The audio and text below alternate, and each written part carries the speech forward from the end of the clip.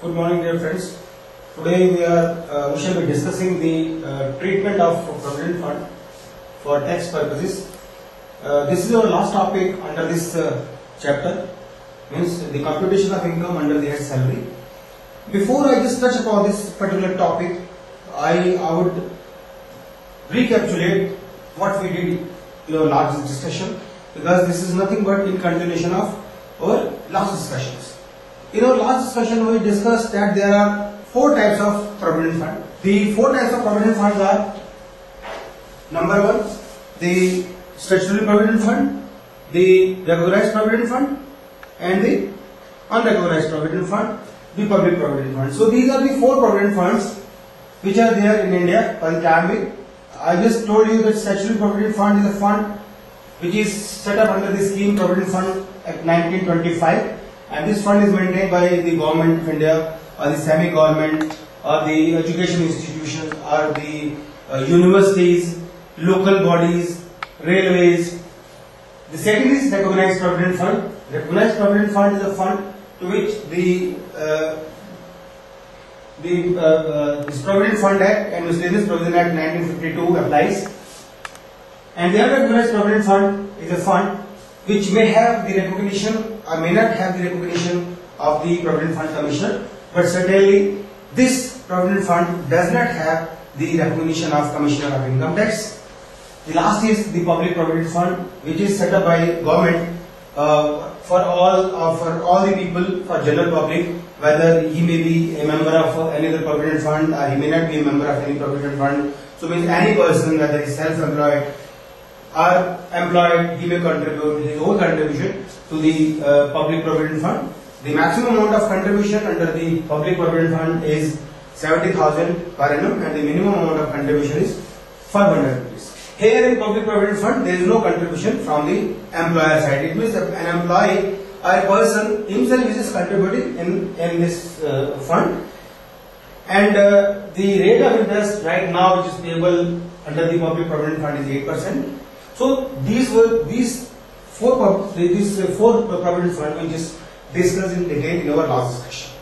Now we will just discuss the provisions of income tax with regard to these provident fund. Rather, we will just try to discuss in an analytical way. Means we will just try to have a comparison of different provident fund and what exactly is their provision under the Income Tax Act. If you kindly see, there are the same 4 categories. We have just made it here also. Means sort of segmentation is there among all these 4. The first category, if you just see the first column, that stands for the particulars. Is we just try to analyze the contribution. It may be an employee contribution, it may be an employer contribution, and vis-a-vis we just try to make a comparison in respect of a particular item, is number column 1 with respect of other columns. The second column pertains to statutory provident fund. The third column is recognized provident fund, and next one is unrecognized provident fund, and the last column is public provident fund. So we just analyze the provisions of income tax with regard to the contribution, employee's contribution or employer contribution in a particular provident fund. In the first case, we see that the employee's contribution, it means if an employee contributes to the statutory provident fund, then he is eligible under section 80C of the Income Tax Act. It means he is allowed a deduction of the amount which he has contributed in the statutory provident fund. The same is the case, the same provision is there in the recognized provident fund also. Means if he is contributing to the recognized provident fund, then he is also eligible for deduction under section 80C of the Income Tax Act from the gross total income. However, no such deduction is available if an employee contributes to the unrecognized provident fund. So it means if a person who is not covered by the recognized provident fund or the statutory provident fund, rather he is contributing to the unrecognized provident fund. As I just told you, unrecognized provident fund is a fund which may or may not have the approval of Provident Fund Commissioner, but certainly this provident fund does not have the approval of Commissioner of Income Tax. It means the Commissioner of Income Tax approval is also required to make any provident fund as recognized provident fund. So Under the unrecognized provident fund, no deduction is allowed to the SSC in respect of his contribution towards the provident fund. So, in the first case, no deduction will be allowed. Then next is public provident fund. The public provident fund also stands in the same boat. It means deduction is allowed under section 80C of the Income Tax Act from his gross total income. So, that is the provision of income tax with reference to particularly section 80C. Because the total amount of deduction under section 80C to 80U is rupees 1 lakh rupees. Rupees 1 lakh. Next we see what happens to the contribution which has been made by the employer. In the case of employer contribution, it is fully exempt from tax in the case of statutory provident fund. And in the recognized provident fund, it is exempt up to 12% of the salary. Here, please note down, the exemption has been restricted only up to 12% of the salary of the employee. Now the question arises, what exactly we mean by salary? The salary here means, salary would be basic pay, second would be dearness allowance or DP, you can say dearness pay. That is to be included if it forms the part of its retirement benefits. It means if the term of employment so provide, then up to term of employment so provide for the retirement benefits, then this would also be included in the basic pay, means it would be reckoned as a salary. The next is the commission. The commission which is determined or which is based on the fixed percentage of the turnover achieved by the employee. Means any amount of commission which is based on some fixed percentage on the turnover achieved by the employee, that would also be part of the salary. It means these three elements would be clubbed together to make the amount as a salary, to define it as a salary. So, in the case of employer contribution, the employer contribution means exemption can be given under the Income Tax Act only up to 12% of the salary of the employee. It means anything which is above this 12% shall be subject to tax. The provision of contribution of means employer contribution towards the unrecognized provident fund, that is not exempted.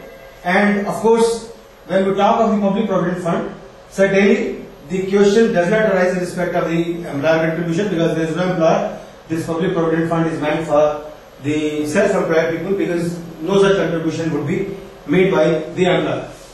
Next is the, we just try to analyze the provision in respect of the interest which is earned on the respective provident fund. The interest which is earned on the statutory provident fund is fully exempt under the provisions of Income Tax Act. However, in the case of recognized provident fund, the interest is exempt up to 9.5% per annum. That is the maximum limit which has been specified under the Act, under section 10 of the Income Tax Act. So 9.5%, that is the maximum amount. If any recognized provident fund gives more than this rate of interest, then the balance rate of interest shall be deemed to be the income, and that should be taxable. It means the interest up to 9.5% of the accumulated balance of the employee in respect of his provident fund account shall be exempt. And in respect of unrecognized provident fund, no such exemption is there. That we'll just discuss in detail in our next this column. Then the same is the case with public provident fund, means the amount is fully exempt, because the public provident fund, the maximum interest nowadays which is being paid on the public provident fund is 8%. So this is fully exempted. Next comes the repayment of lump sum amount on retirement or resignation or termination. It means if anything is to be paid at the time of the retirement or the resignation or the death of the person from the statutory provident fund, means some accumulated balance. He may be having his own balance, his compliant balance plus interest that is to be repaid. So that is fully exempted if any repayment has been made from the statutory provident fund. And if some repayment has been made from the recognized provident fund, then it is exempt subject to certain conditions. Some conditions have been specified, and if those conditions have been fulfilled, then the repayment from the respective account of the respective account of the employee, then it should be totally exempt. Now comes the repayment of amount or repayment of lump sum from the unrecognized provident fund. That needs some attention. First of all, as we discussed, there are two things. Number one, if there happens to be unrecognized provident fund, number one, the employee, he would be contributing every year, means he would be contributing every month. It means when he is contributing every month, then there would be accumulatory balance year after year, and some interest would also be charged. So it means the one class of contribution is his employee's contribution plus interest thereon. This is one class of contribution. Now, at the time of repayment, first of all, this contribution would be made by the employee from his income every year. It means, number one, this will not be allowed to be deducted. It means no exemption would be there, no deduction would be allowed under section 80C. Since this particular amount has been paid out of his taxable income, so there does not arise any further payment of tax on this employee contribution. This interest for portion is concerned, this interest, it accrues to him every year, but that is to be paid only at the end of a specified period. For example, the question of accumulated interest may arise when some lump sum payment is to be made under this column. So in this case, the interest on employee contribution, it is taxable as, it should be taxable as income from other sources. Income from other sources. Now question comes about the employer contribution plus interest on such contribution. Employer shall also be contributing every month in respect of the provident fund, unrecognized provident fund, which is maintained for a respective employee. So every month he is contributing, and interest is also being accrued on it. So on this basis, no such exemption is there under the Income Tax Act. However, at the time of repayment of the amount of employer contribution and the interest thereon at the time of repayment, then this particular payment, means employer contribution and interest thereon, shall be taxable. It shall be taxable as profit in lieu of salary. It should be taxable as profit in lieu of salary. So, employer contribution and interest thereon shall be taxable, particularly taxable as a profit in lieu of salary, whereas this employer's contribution shall not attract any tax liability at the time of repayment. However, the interest on the employee contribution shall be taxed under the head income from other sources. All these, this is something in respect of unrecognized provident fund. So, under the unrecognized provident fund, particularly to sum up, I just say, under the unrecognized provident fund, the employee contribution at the time of repayment of his total accumulation, then the employee contribution would not attract any tax liability, whereas the interest which has been earned on the employee contribution shall be taxable under the head income from other sources. In respect of the contribution which has been contributed by the employer, means employer contribution, and the interest thereon, that should be taxable in the hands of the employee under the head profit in lieu of salary. It means that would be taxable under the head salary. So that would be taxable under this head. Otherwise, the whole of the amount, you can say, except employee own contribution, shall attract the provisions of income tax, means that would be subject to tax in the hands of the employee. Whereas the repayment of the lump sum amount on retirement, resignation or termination, in the case of public provident fund, that's fully exempted in the hands of the recipient. Thank you very much.